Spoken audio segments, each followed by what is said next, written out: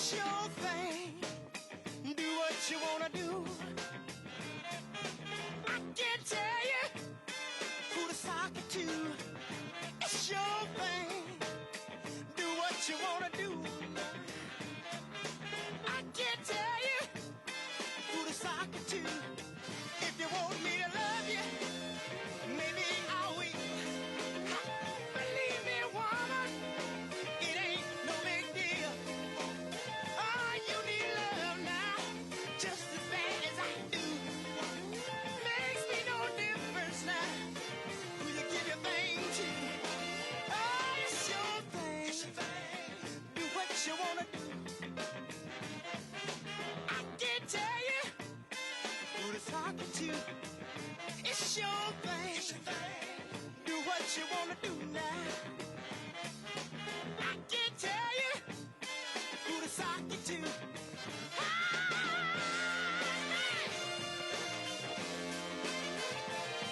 All right.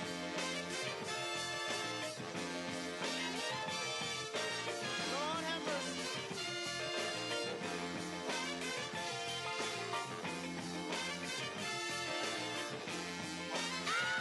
It's your thing. Do what you wanna do.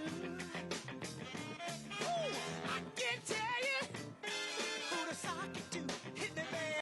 It's your thing. Yeah, do what you wanna do. Ooh, I can't tell you who to sock it to. I'm not trying to run your life. I know you wanna do what's right. I'll give your love, girl, to whoever you choose. How can you lose with the stuff you use now? It's your thing. Do what you wanna do. I can tell you who to sock it to. It's your thing, yeah. Do what you wanna do.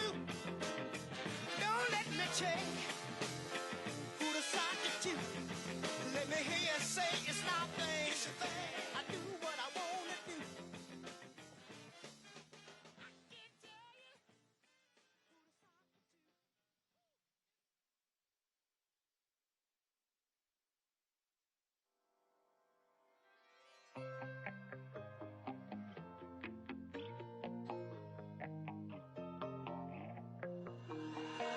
I'm on a tangent, textbook ephemeral. Facts are confusing me. I'm so free now. I'm on a one-man waiting list. I'm bored again. I'm buried all my memories. I'm so free now. I see the silhouette of everything I thought I ever knew, turning into voodoo. I'm so free now. A panic cycle sentimental. Feel it out until you know it isn't meant for you. I'm so free now. I'm so free now. I'm so free now. And the way that I walk is up to me now. And if I breathe now, I can scream now. You can hear me from the peak of the police now. I'm a freeze out. These enemies out. They never see that I got no need to bend my knees down. Heaven forbid I never came. The time's running out. Nothing new under the sun. And I can't sound. I'm so free. I'm so free. I'm so free. I'm so free. I'm so free. I'm so free.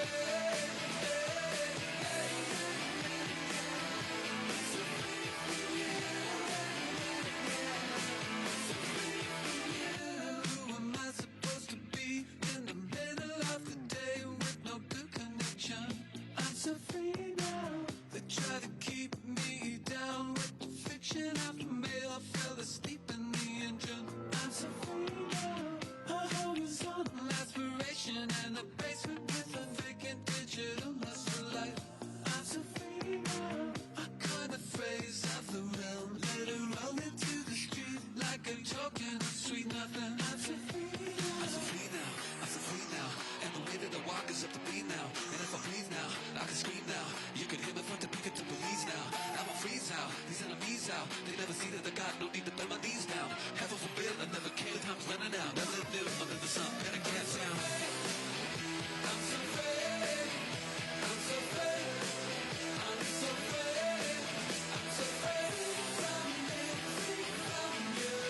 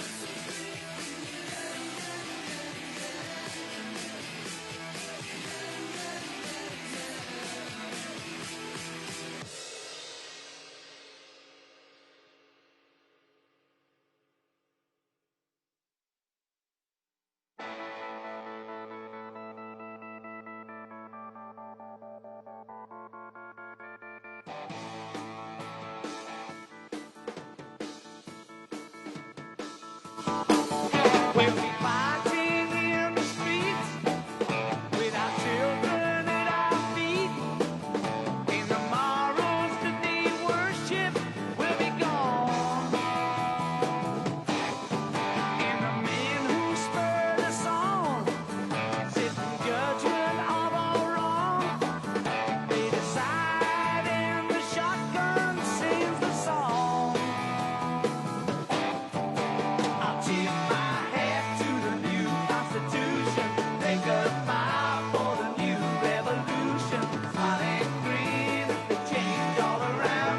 Pick up my guitar and play, just like yesterday. Then I'll get on my knees and pray. We don't get fooled again. No, no.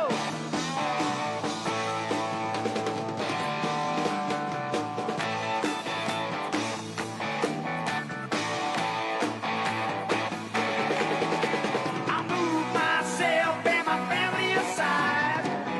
If we happen to be left half alive, I'll get on my papers and smile at the sky. Oh, I know that the hypnotized never lie.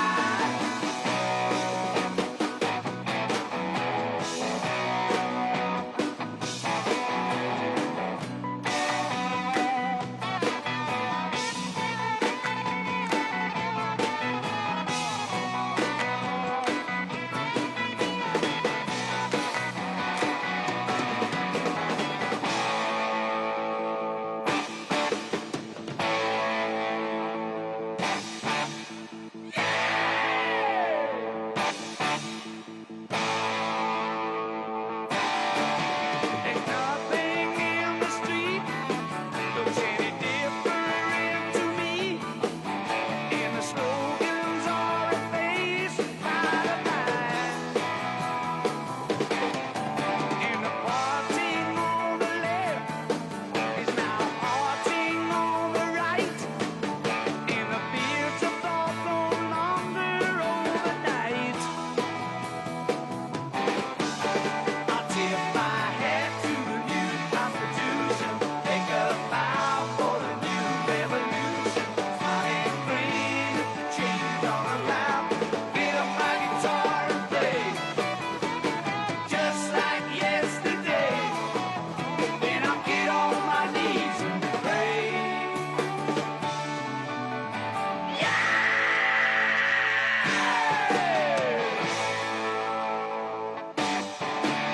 Meet the new boss, same as the old boss.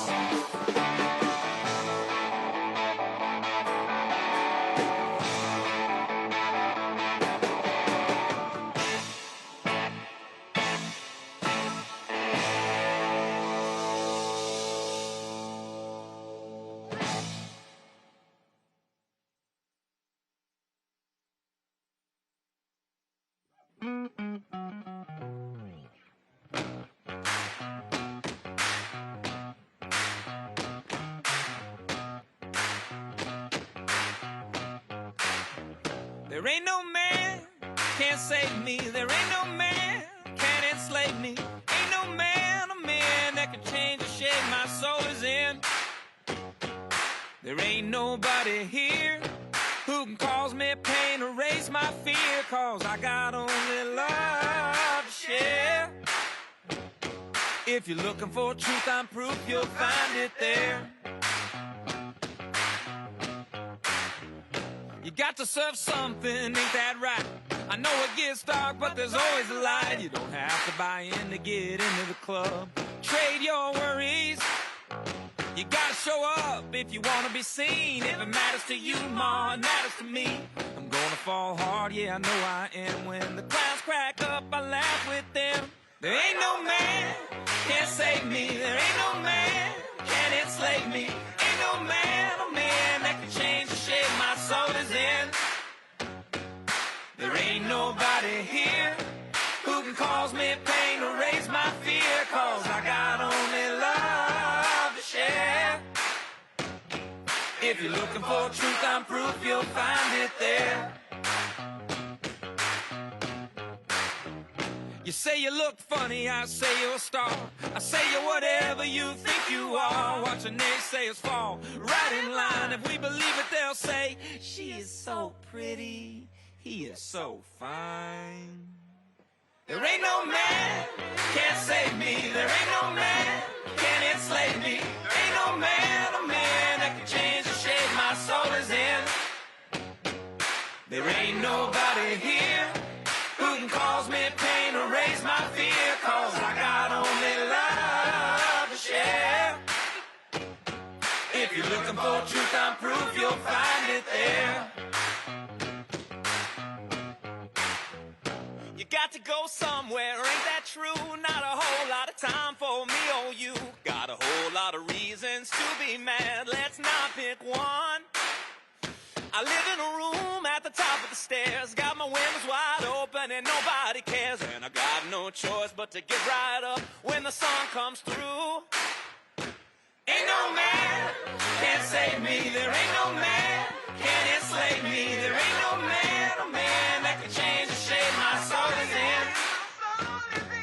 There ain't nobody here who can cause me pain or raise my fear, 'cause I got only love to share. If you're looking for truth and proof, you'll find it there. If you're looking for truth and proof, you'll find it there. If you're looking for truth and proof, you'll find it.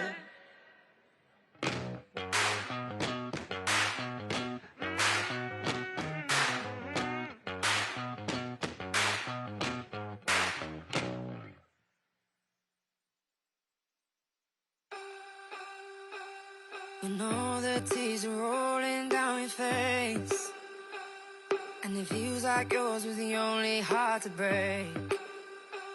When you come back home and all the lights are out, and you're getting used to no one else being around. Oh, I'll be there when you need a little love. I got a little love to share.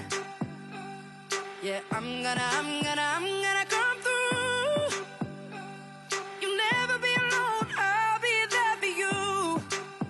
I'll be there, yeah, yeah. I'll be there for you. I'll be there, yeah, yeah. I'll be there for you. Oh, I swear, yeah, yeah. I got enough love for two. You'll never be alone. I'll be there for you.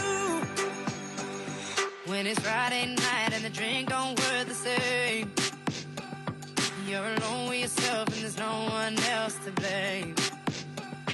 When you still can't feel the rhythm of your heart, and you see your spirit fading in the dark. Oh, I'll be there when you need a little love. I got a little love to share.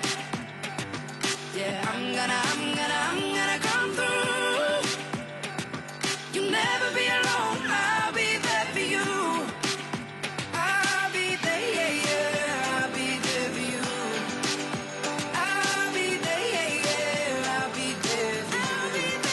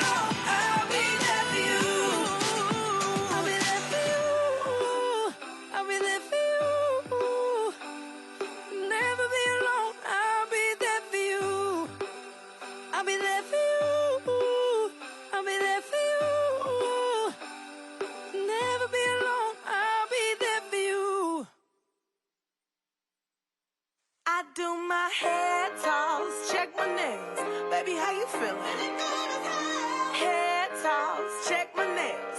Baby, how you feeling? Woo, child, tired of the bullshit. Gone, dust your shoulders off. Keep it moving, yes, Lord. Trying to get some new shit in there. Swimwear, going to the pool shit. Come now, come dry your eyes. You know you a star, you can touch the sky. I know that it's hard, but you have to try. If you need advice, let me simplify. If he don't love you anymore, just walk your fine ass out the door. I do my hair talk, check my nails. Baby, how you feeling? Hair talk, check my nails.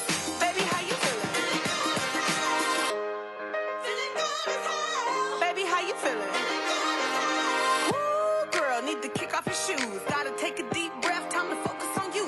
All the big fights, long nights that you've been through. I got a bottle of tequila I've been saving for you. Boss up and change your life. You can have it all, no sacrifice. I know we did you wrong, we can make it right. So go and let it all hang out tonight. Cause we don't love you anymore. So walk your fine ass out the door. And do your hair talk, check my nails. Baby, how you feeling? Hair talk, check my nails. Baby, how you feeling? Hair talk, check my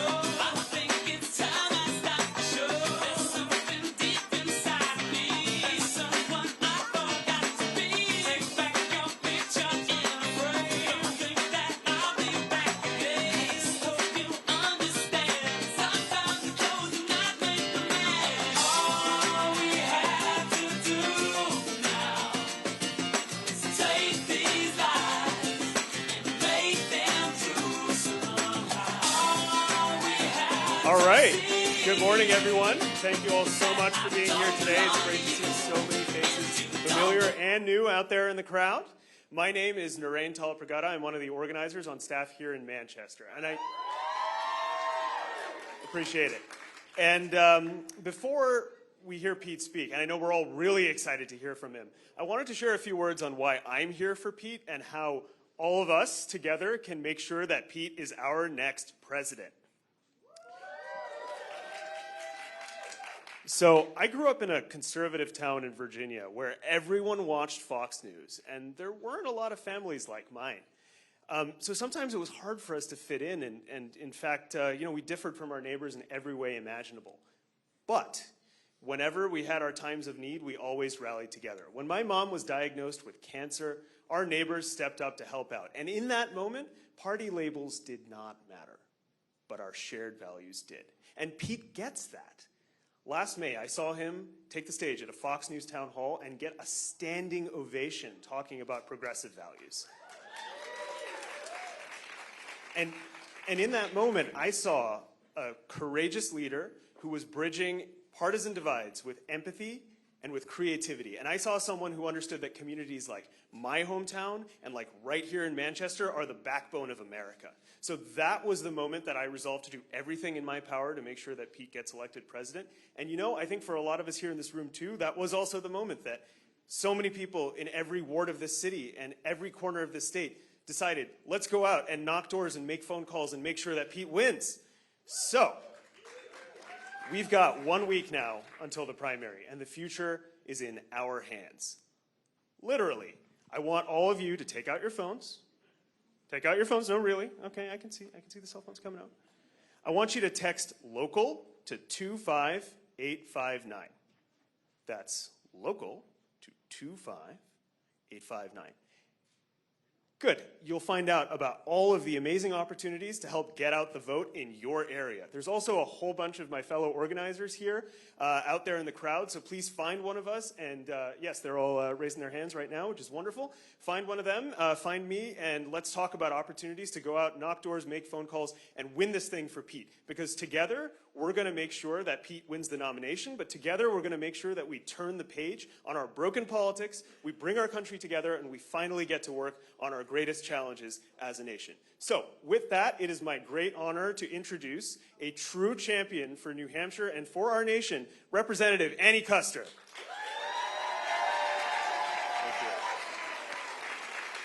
Thank you, Rowan. Thank you very much. What a team. Fired up for Pete. Woo!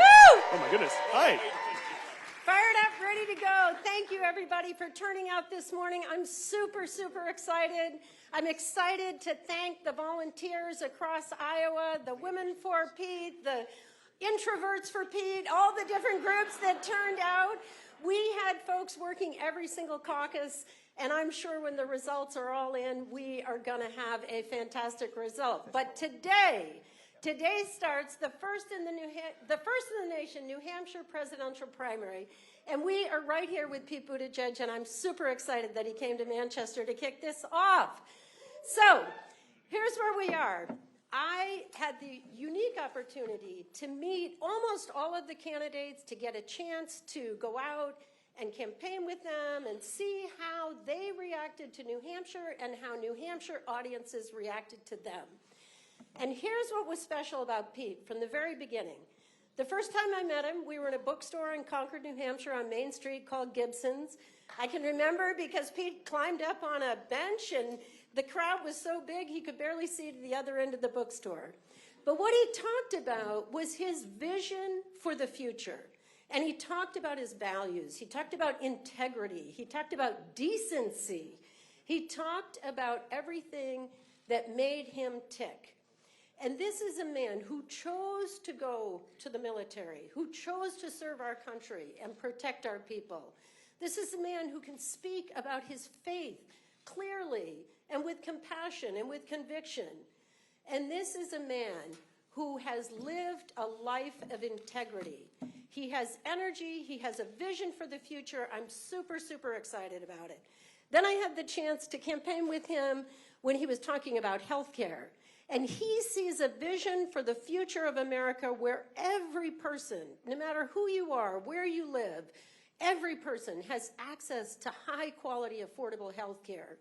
He has a vision for America about a place where every family can breathe the air and drink the water, and we can combat climate change and end carbon pollution. But most importantly for me, he has a vision about America, of our future together, where everyone, no matter who you are, where you live, or who you love, everyone can have a bright future and a slice of the American dream. I am super excited to be with him today. I'm going to be with him all next weekend. You're going to be knocking on doors. We're going to be making phone calls. And next Tuesday night, New Hampshire is going to show us the next president of the United States. Please welcome Pete Buttigieg.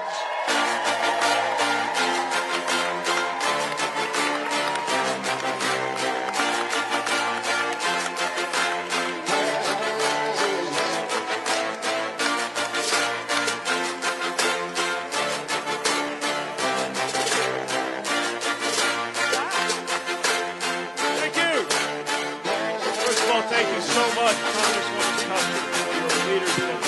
If we had more like her in Washington, D.C., this whole country would be a better place. You are lucky to have her representing you in New Hampshire. And I'm so glad to be with you this morning. I think it's morning. We took a little nap somewhere in between sundown and sunup, and now we are excited to be with you as we enter in the week that will lead to a historic moment on Tuesday night in the New Hampshire primary, with your help.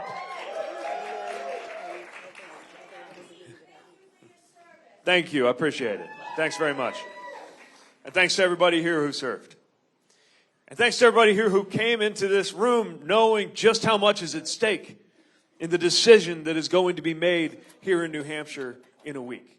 And if there's one thing I've learned from being on the ground in these early states that have such an important role, such a thumb on the scale and a decisive approach to making sure that that we get on the right track, not only for the nomination, but for the presidency and therefore for the country. It's just how seriously you all take that.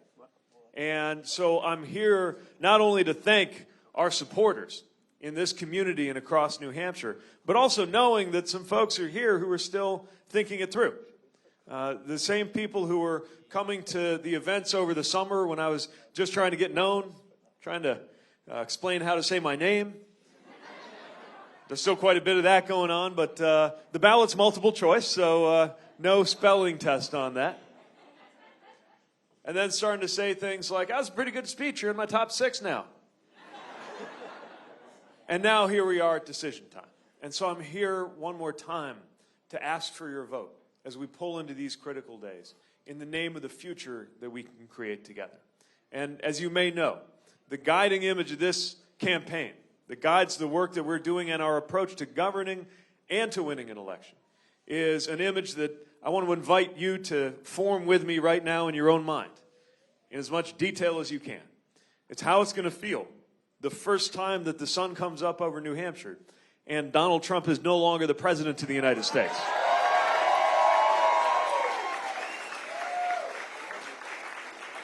Are we ready for that day to come? Now, if there's one thing I have seen in my conversations with voters about what's at stake, it's that that is no longer even a partisan statement.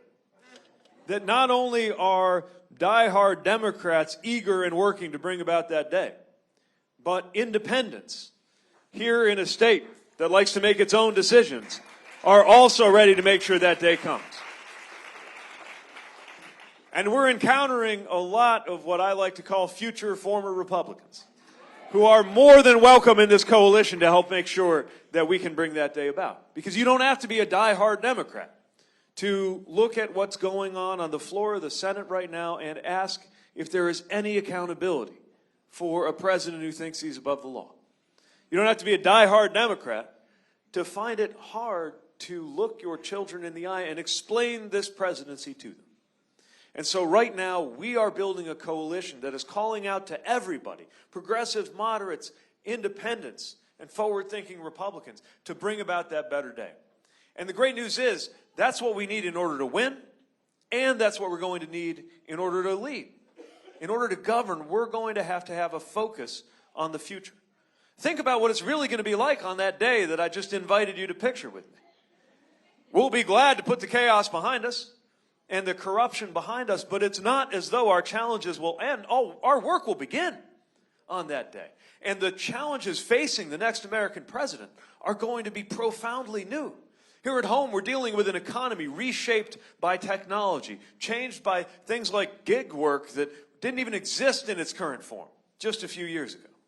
Meanwhile, the climate crisis has leapt off of the pages of the science books and into reality and is impacting communities in every part of the country. And overseas, we're seeing not just the kind of conventional military threats that I trained to deal with when I was in uniform, but global health security challenges like what's happening in China, cybersecurity and election security threats to the United States that were not thought of just a few years or decades ago. And so, more than ever, we are going to need a president ready to look to the future. And that also happens to be how we win.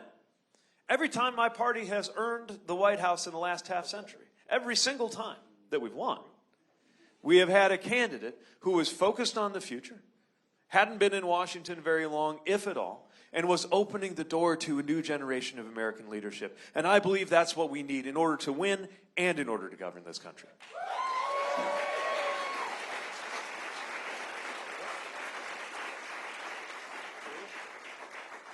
Also, in order to win and in order to govern, in order to deliver the bold changes that we know this country needs, we've got to invite as many people as possible into this tent. This is not a time for my way or the highway politics. This is not a time to say to somebody, because you don't agree with me on 100% of everything, you don't belong at my side at all.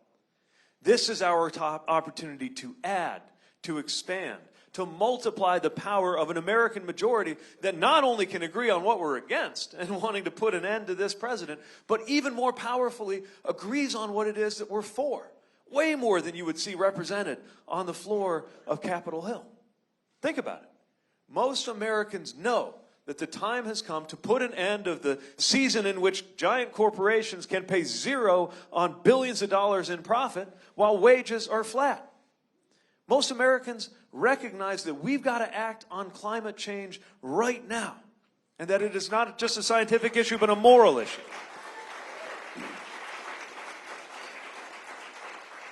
Most Americans are ready to see work reward both efforts to organize and the work that happens every day, and begin to recognize that, for example, if you are a family caregiver taking care of a loved one, that is work and ought to be recognized too.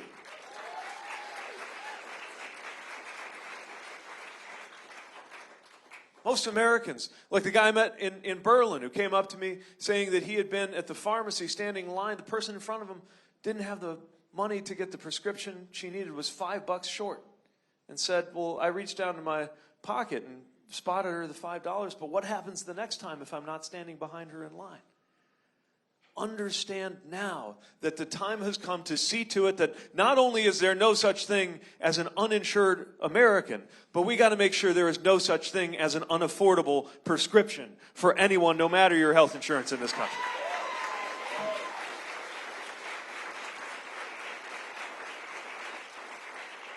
We have an American majority ready to insist that the Second Amendment can no longer be twisted into an excuse to do nothing whatsoever to protect lives from gun violence with universal background checks, red flag laws, and doing something about the assault weapons that are so dangerous in this country.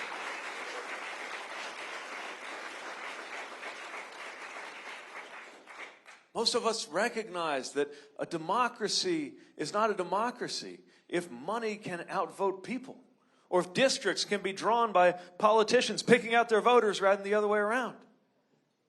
Most Americans recognize it to be a true democracy. And I don't have to tell anybody here in the home state of Granny D this.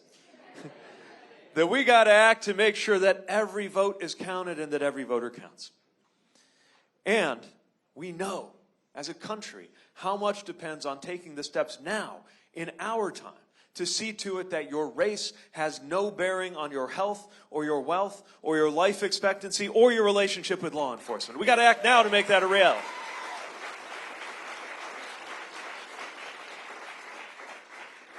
Most Americans understand that in a state that says live free or die, we can build up an understanding of American freedom that supports people's freedom to live a life of their choosing and freedom from the wrong kind of interference in their lives. Like the need to keep government out of the business of dictating to women what their reproductive health care choices ought to be.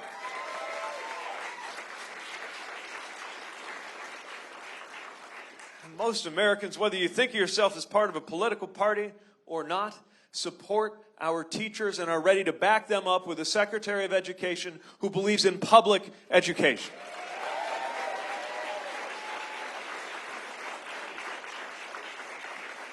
So you see, on these and so many other critical issues, we already know what we've got to do as a country. And we know what's at stake because these aren't theoretical issues. These are our lives. Our lives will go differently depending who the next president of the United States is. The decisions that are made in big white buildings in Washington, D.C. find their way into our families, into our homes, into our workplaces, even into our marriages. That's what's at stake right now. And everywhere I go, I am encountering the faces of those who reflect the problems that we face and the solutions that we carry as an American people. We just got to make sure we actually get this done. We got to make sure that we put together the coalition that can bring an end to this presidency, that can launch the era that has to begin on that next day, and that understands what the presidency is for. So I am running for this office, asking for your vote for this office. Not because it is an office that I decided one day that I would like to occupy, but because the presidency has a purpose. And the purpose of the presidency is not the glorification of the president. It is the unification and the empowerment to the American people to get these big things done.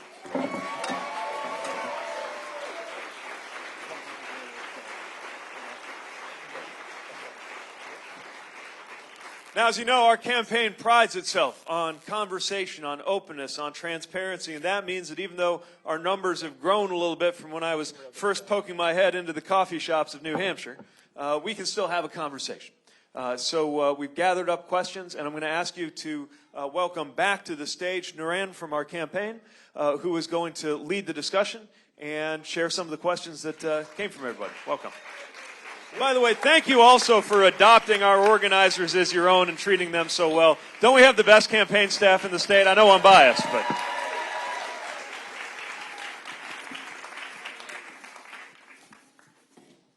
Okay, so the first question.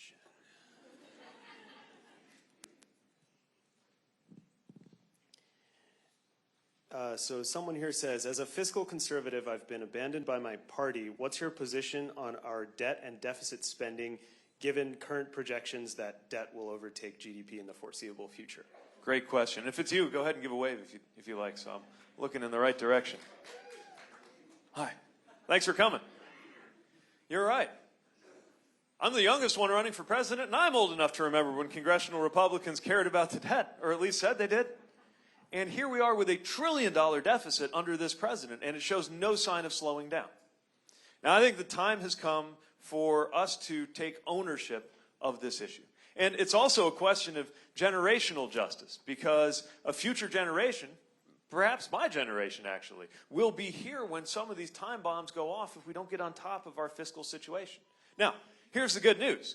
Contrary to what we have sometimes been told, especially when the debt is invoked as an excuse to stop investing in things like infrastructure and education and health, the truth is we can absolutely get on top of this if we're willing to do two things.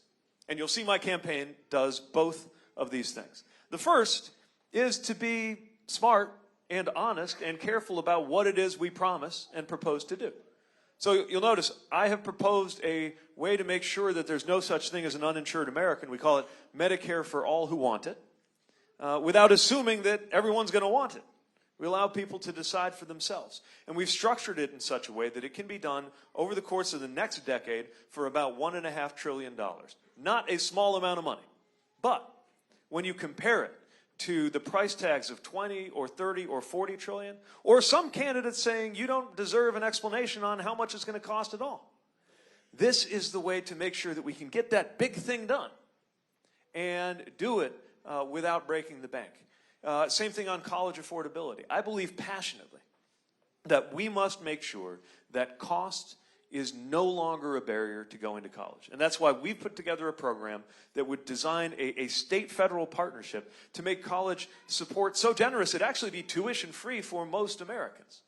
But if you're in that top income bracket, I still support you and wish you well, but we're going to need you to pay your own tuition because those taxpayer dollars are scarce and we need to use them in the wisest possible ways. So that's step one. Be smart about what we're spending. Step two is not be afraid to talk revenue. And I'm not saying we got to go back to the Eisenhower years of tax rates approaching 90% in some income brackets, but let's face it, some folks are not paying their share right now. I mean, for Amazon or Chevron to pay zero, they made billions of dollars in profits and paid less in taxes than you and I did last year. Not just in percentage, but in dollars. Some of them had negative tax rates. I don't even know how that works. We have got to make sure that whether it's those corporations or whether it's individuals, anybody who has an army of accountants and lawyers to park their profits where they don't get taxed, that we update the tax code, hold corporations accountable, improve our enforcement, have reasonable rates on those highest income brackets. And if we do that, every single thing that I've proposed we do in this campaign, all of our investments from infrastructure to health, are more than paid for, so that the sum total of every campaign promise I've made on net is that the deficit will start to go down. Thanks for the question.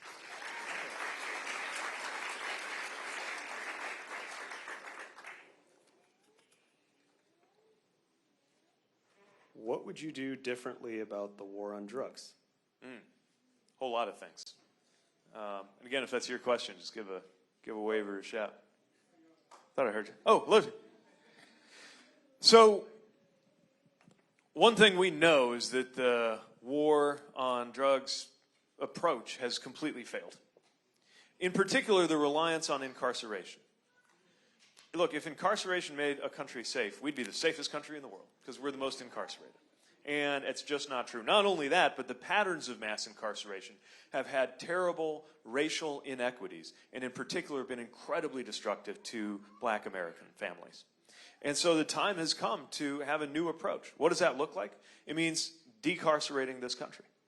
It means reducing by half the number of people who are incarcerated with federal leadership, but knowing that states have to act too.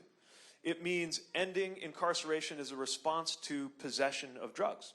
Because we have seen in my own community the number of times and cases where incarceration winds up doing more harm than the offense it was intended to deal with. Things like children growing up without a parent. And I believe the time has come to legalize marijuana. And when we do, we should do it in a way that is retroactive to deal with some of these harms that were done in the past. Now, that's not to say that we don't care about the public health harms of substance use and addiction, especially seeing what's going on in cases like the opioid epidemic.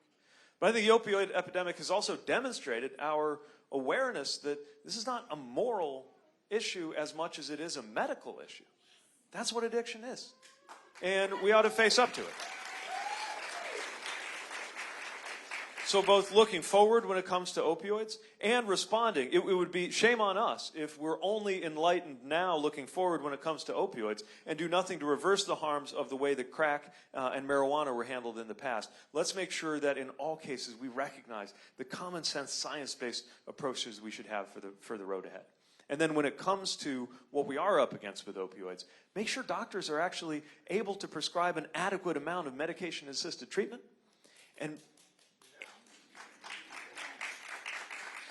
And the other thing that I think is so important as we tackle our broader mental health challenges as a country is to understand that there is a crisis of belonging in this country that helps to explain what some people are medicating for at the beginning of what turns into an addiction issue. And responding to that crisis of belonging starts all the way at the top with the tone set from the Oval Office.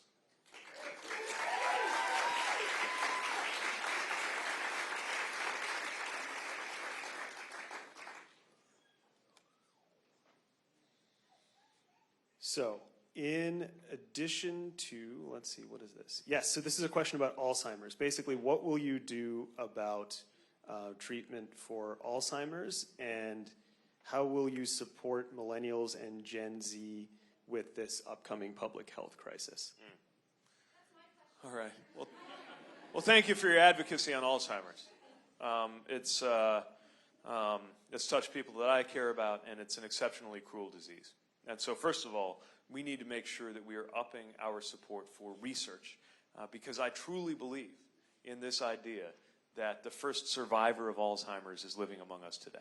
And we got to make that a reality.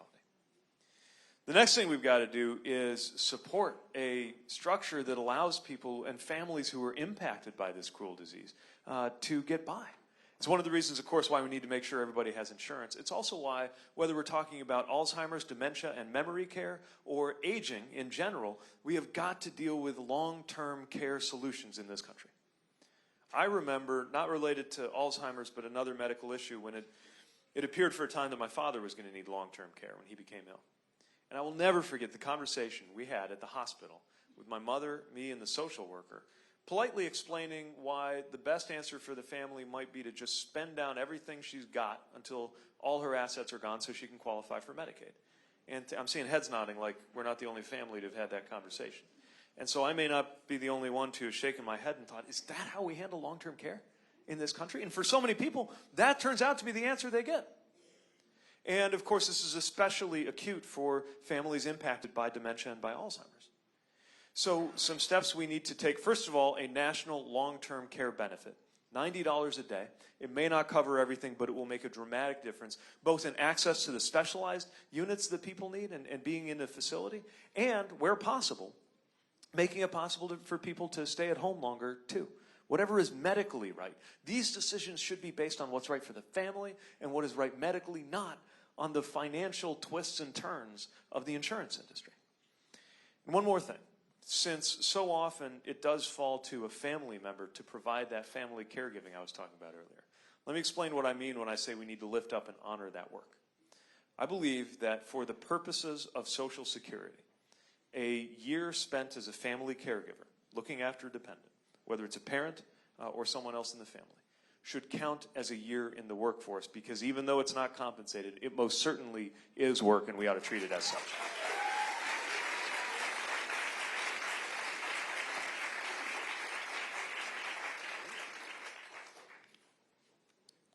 How will you hold the drug industry accountable for high drug prices? Got some thoughts on this. So, look, it would be one thing if we had some issue where an important drug relied on some ingredient that was subjected to a rare and bizarre shortage and prices went up. That's not what we are seeing in most of these cases where you've got what amounts to gouging. And often we're talking about prices exploding on things that people need in order to live. You look at what's happening with insulin. You look at what happened with EpiPens, so many cases. And we're seeing companies do this not because they have to, but because they can. And the fact that they can, well, that's up to decisions that are made in Washington. So we got to make different and better decisions. Let's start with a no-brainer. At least I think it's a no-brainer. And it's actually a portion of how we're going to fund the health care plan that I'm proposing too, talking of fiscal responsibility.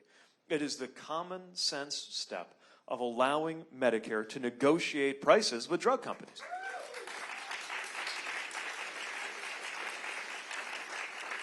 One more example of something that most Americans, I think in both parties, understand we've got to do and can't seem to get it through Washington because our democracy has gotten so warped. But that's not the only thing. I believe we need a direct guardrail, an ability to control escalation of prices above the rate of inflation. And that when that happens, we can enforce with a tax penalty that changes companies' behavior and makes it not worth their while to engage in that kind of price gouging. By the way, all of this is compatible with innovation. I'm fine with companies doing well when they create marvelous things, although we should also remember the role of publicly funded research in making those innovations possible. And so we'll continue to support innovation, but we've got to have some common sense here. The last thing I'll mention is that I'm proposing, through our plan, that there be a cap, all the way down to zero, depending on your income, but never more than $250 a month out of pocket. And the reason I say it ought to be monthly, and almost to my own surprise, I think I'm the only candidate talking about this, is that most of us don't experience the economy on a yearly basis. And yet a lot of folks are in the position of having to delay getting a prescription filled. Not based on what makes sense for them medically, but because of the month in which the cap that their insurance provides actually kicks in, right? Makes no sense. And so it ought to be a monthly cap so that there can be some comfort, some peace of mind, and some consistency for families that, our bills come in once a month, not once a year, most of us. And that ought to be the structure of how we set an out-of-pocket cap. If we take steps like that, we will continue to have marvelous therapies developed, but we will not continue to have this situation where people are forced to choose between groceries or rent and prescription drugs. This country should never accept that being a reality, not in the United States of America.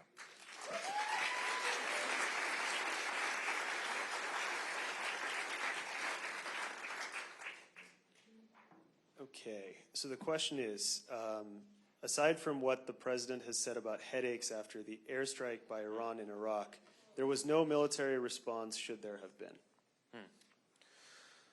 Yeah, I mean, let's start with that comment that the president made. Patriotism isn't about beating your chest. It's not about being the national equivalent of the loudmouth guy at the end of the bar talking how tough he is. Strength is different from that. Strength is about knowing when you must use force and avoiding that whenever you can. Think about it. The toughest, strongest person you know is probably not the first to swing a fist. And so some level of balance and, in this case, readiness for de-escalation is critical to keep us safe. Now, it is certainly the case that Iran's behavior has been provocative, that we will need to contend with continued proxy fighting and all kinds of malignant activities in the region. But there is no evidence that that strike made us safer. And lots of evidence that we are going down this path because of a decision never should have been made in the first place, which is withdrawing the United States from a deal that was keeping Iran from getting a nuclear weapon.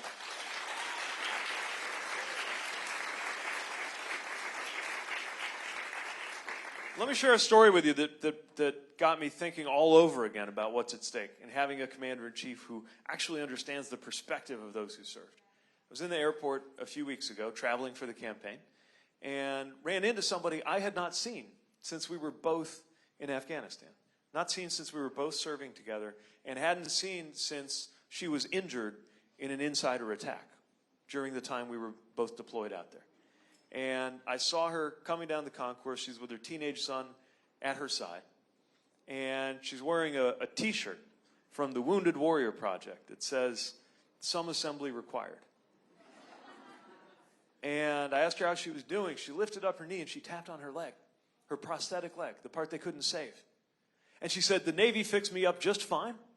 And then she let me know she's looking forward to her next deployment. Because the people who put on the uniform of this country will do whatever is required of them by the United States of America. That's why they deserve a president who will never ask them to go into harm's way if it can be avoided, and who knows to take care of our troops both during and after their time in uniform.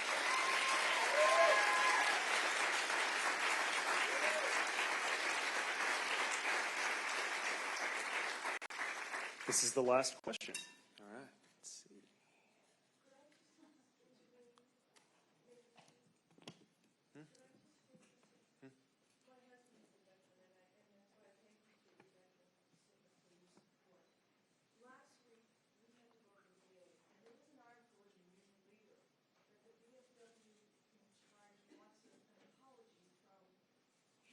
Yeah. And I cut it out and I taped it on his picture of the VA. I'm federally employed. I know nothing about that. Guess who came to my house 2 days later? This underguard, the security guard, to make sure that I wasn't a threat to him. After he messed up with our servicemen and treats them like horror.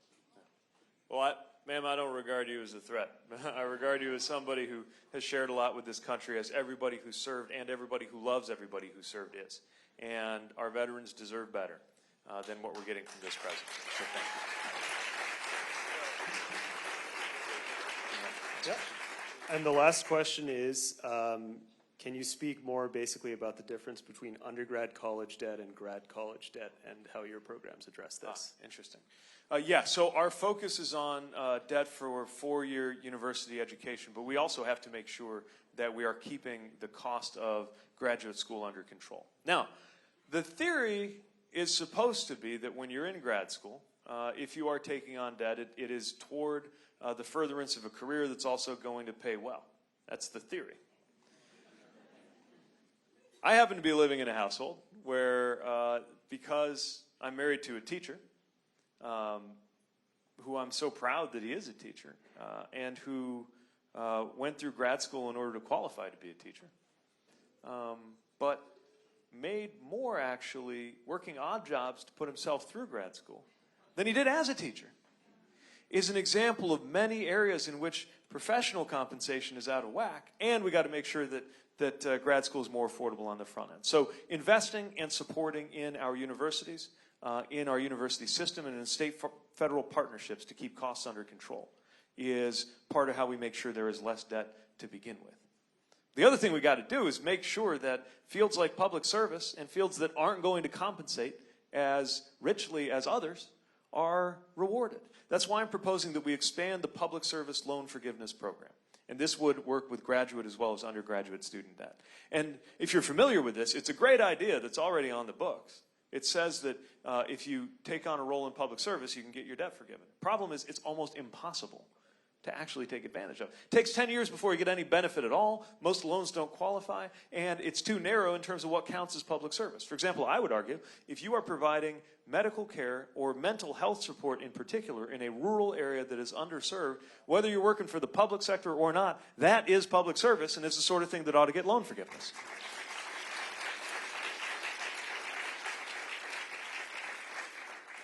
So we need to make sure that we are focusing on that kind of support so people can pursue meaningful careers and can afford to serve. And also, let's definitely make sure that the next generation of teachers can actually afford to become teachers and practice their craft and support them when they do. All right. One more thank you to Narain for being your voice today and such a great face for the campaign. Thank you. Our next president. Well, let me just close with one more thought, and it's to make the case for the idea of hope, which I know went out of style for a while in our political vocabulary, and I understand why, because we're in a bleak and divided moment. I mean, just look at the news. I live and breathe politics, and I'm exhausted by watching the news out of Washington right now. It's almost as though it's designed to make you want to turn it off and walk away. Of course, if we do that, that's when the cynics win. And one of the things I admire about New Hampshire is the way in which there is a culture here of participation, a culture of ownership, whether it's in all the different ways that people seek and hold elected office here, or the tradition of the town meeting and the town hall. There's a sense that if something needs to be changed in your community, in your state, you personally have something to do with being responsible for fixing it. And we need more than ever that spirit when it comes to our national politics. Now, the hope that propelled me into this campaign is vindicated every day. It was vindicated in a big way last night when we had a chance to quiet those questions of whether we belonged in this effort in the first place. Building a coalition across so many different communities and types of counties and voters that saw the need for change. But now so much will depend on what the famously independent thinking state of New Hampshire decides 1 week from today.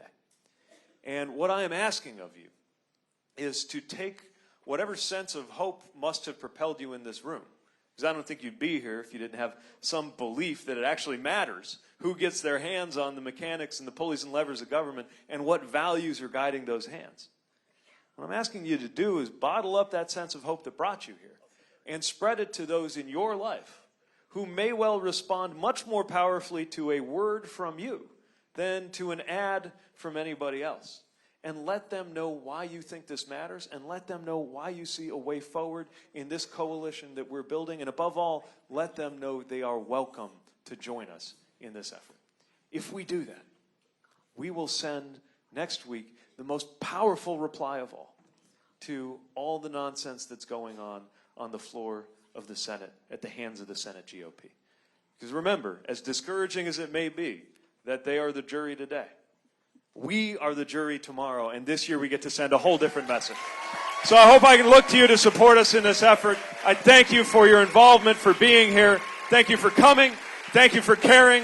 I'm asking for your vote one more time, and I'll see you on primary night, hopefully with a lot to celebrate. Thank you. Thank you.